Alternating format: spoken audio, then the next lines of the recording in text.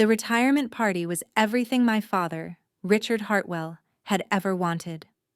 The country club's crystal chandelier cast warm light over polished mahogany tables, where his colleagues from 35 years at Morrison and Associates sat in their best suits, raising glasses of aged whiskey to toast the man they called a pillar of the legal community. The walls were adorned with photos chronicling his illustrious career, handshakes with judges, groundbreaking ceremonies, newspaper clippings of his biggest wins. I stood in the corner, nursing a club soda, watching him bask in the adoration. My younger brother Marcus was giving a speech about Dad's unwavering dedication to justice, while my sister Jennifer nodded approvingly from the head table. I hadn't been invited to speak, of course. I was just expected to show up, smile politely, and pretend we were one big, happy family. And now, Dad announced, rising from his chair with the commanding presence that had intimidated opposing counsel for decades, I'd like to say a few words about family. His steel-gray eyes swept the room before landing on me. Success isn't just measured by career achievements, but by the children you raise. I'm proud to say I raised two exceptional children who've made their mark on the world. My stomach clenched. 2 children, not 3. Marcus, my boy, just made partner at his firm at 32, youngest in the company's history. Applause rippled through the room. And Jennifer, our brilliant surgeon, just received recognition for her groundbreaking research in pediatric cardiology. More applause. I felt the familiar sting of invisibility, the same feeling I'd carried since childhood, when my accomplishments were dismissed as cute hobbies, while my siblings' achievements were celebrated as destiny fulfilled. Dad's expression darkened as his gaze returned to me. Of course, not every apple falls close to the tree. Some roll down the hill and rot. A few uncomfortable chuckles emerged from the crowd. My eldest, Daniel, decided that helping people through social work was more important than building something meaningful. 28 years old, and he's still playing with finger paints in community centers, making $30,000 a year. The room fell silent. My face burned with humiliation as every eye turned toward me. You know what the real tragedy is? Dad continued, his voice gaining strength from the whiskey and the captive audience. I gave him every opportunity, the best schools, connections at top law firms, a chance to join my practice. But he threw it all away to work with society's refuse, drug addicts, homeless people, unwed mothers. He shook his head dramatically. Daniel, you're the biggest disgrace to this family. The words hit me like physical blows. 30 years of disappointment, criticism, and emotional neglect crystallized in that moment. I saw Jennifer look down at her hands, unwilling to meet my eyes. Marcus shifted uncomfortably, but said nothing. The room was so quiet you could hear the ice clinking in someone's glass. I wanted to disappear, to run from the room and never look back. Instead, I did something unexpected. I raised my glass. You're absolutely right, Dad, I said, my voice carrying clearly across the silent room. Every head turned toward me. I am a disgrace to this family because this family values profit over people, status over substance, and image over integrity. Dad's face reddened. Daniel. No, please, let me finish my toast. I stepped forward, and despite my trembling hands, my voice grew stronger. You're right that I work with society's refuse. Like Maria Santos, who was living in her car with her 2 kids after fleeing an abusive husband. I helped her find housing and job training. She just graduated nursing school last month. I took another step closer to the head table. Or like Tommy Chen, the drug addict who is self-medicating PTSD after 3 tours in Afghanistan. He's been clean for 2 years now and runs a support group for veterans. The crowd was completely silent now, hanging on every word. Or like Mrs. Patterson, the homeless person who lost everything when her husband died and left her with medical debt. She's now managing the community garden that feeds 40 families in the neighborhood. Dad's jaw tightened. That's enough. But you're right, Dad. I am a disgrace. Because while you were building your reputation on the backs of corporations dodging responsibility for poisoning communities, I was actually trying to help those communities heal. A murmur rippled through the crowd. I saw confusion, surprise, and in some faces, a dawning realization. While you were defending insurance companies trying to deny claims to cancer patients, I was helping those patients navigate the system you helped design to exclude them. Dad slammed his hand on the table. How dare you? How dare I what? Tell the truth? I laughed, but there was no humor in it. You want to know what's really disgraceful?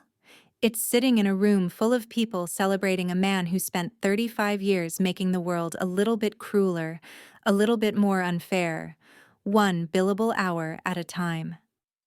The room erupted in shocked whispers. Dad's colleague from Morrison and Associates, Judge Franklin, looked pale. Several people were already reaching for their phones. You know what, Dad? You're right about one thing.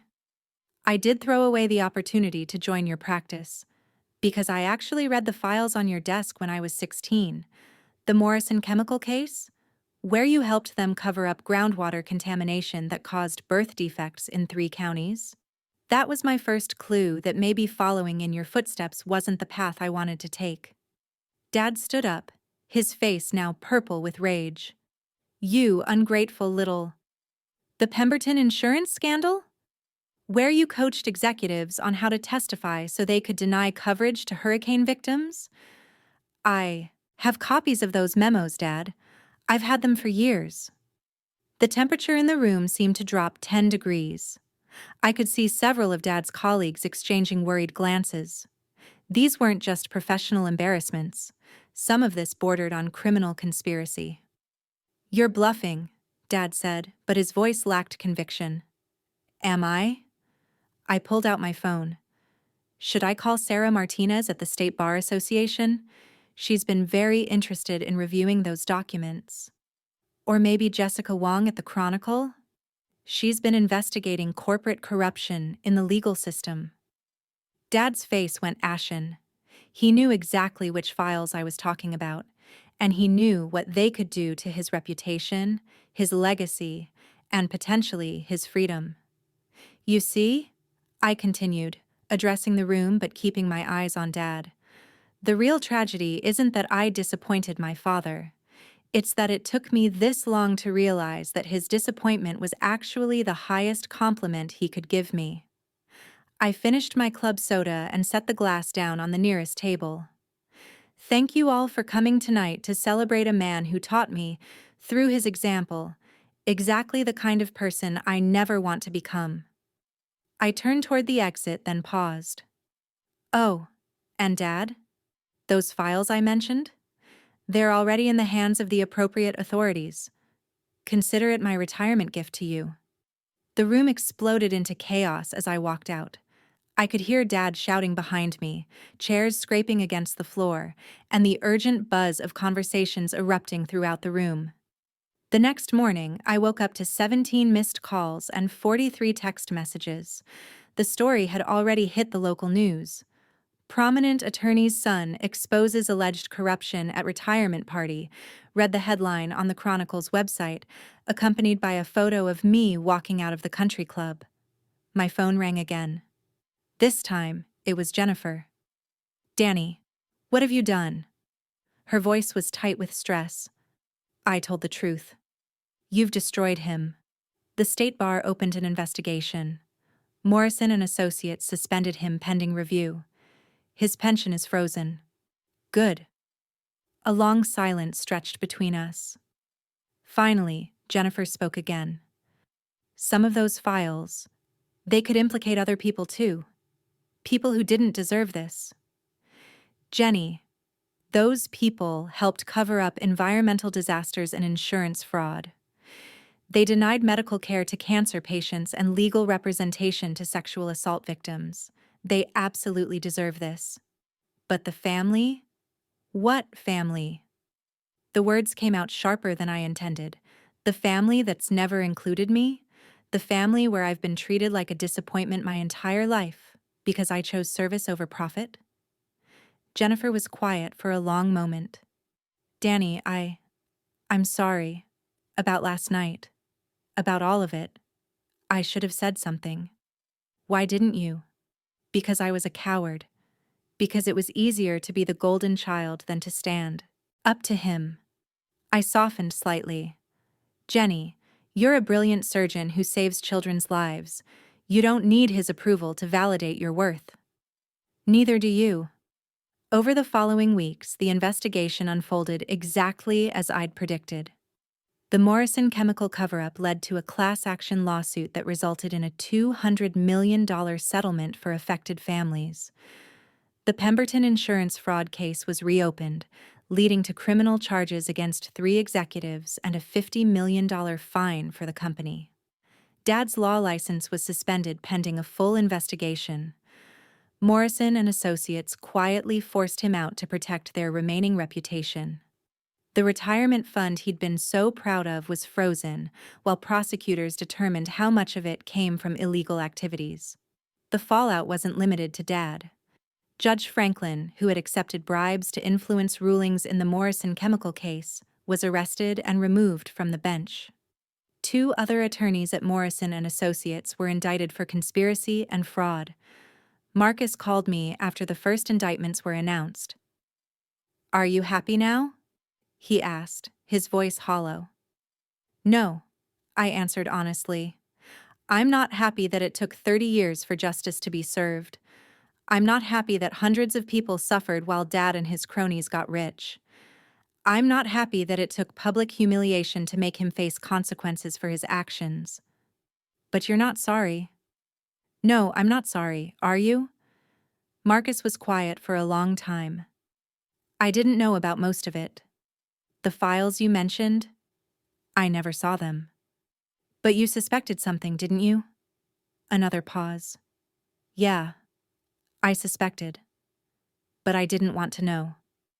"That's the difference between us, Marcus. You learned not to ask questions. I learned I couldn't stop asking them." 6 months after the retirement party, I was working late at the community center when Jennifer showed up.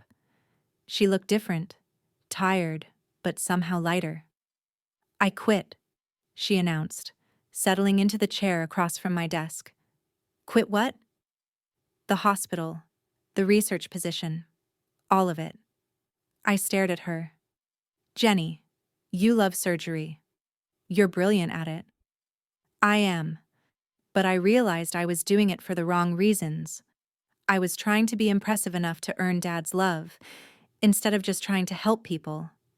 She leaned forward, her eyes bright with something I hadn't seen in years: genuine enthusiasm. "I'm joining Doctors Without Borders. I leave for Syria in 3 weeks." I felt a smile spreading across my face. "That's incredible. You know what's funny? After everything that happened, after watching Dad's world crumble, I realized I wasn't angry at you. I was jealous. You figured out who you were supposed to be, and you never apologized for it." The criminal trials took 2 years to complete. Dad was ultimately convicted of conspiracy to commit fraud and obstruction of justice. He received 3 years in prison and was permanently disbarred. His assets were seized to pay restitution to the victims of his schemes. I visited him once, about 6 months into his sentence. He looked smaller somehow, diminished by the orange jumpsuit and the institutional setting, but his eyes still held that familiar blend of anger and disappointment. "Are you satisfied?" he asked. "No," I said. "I'm sad. I'm sad that you chose money over morality. I'm sad that you hurt so many people. I'm sad that you wasted your considerable talents on making the world worse instead of better. I provided for my family. I built something. You built a house of cards on a foundation of lies, and when it fell, it buried innocent people." We sat in silence for several minutes before he spoke again. "That night at the retirement party, you said I taught you who not to become." You did. Was I really that bad of a father? I considered the question carefully. You were a father who taught me that love was conditional on meeting your expectations, that my worth was determined by my net worth, that success meant stepping on other people to get higher. And you rejected all of that. I had to. Because your version of success required me to become someone I couldn't live with being. Another long silence stretched between us.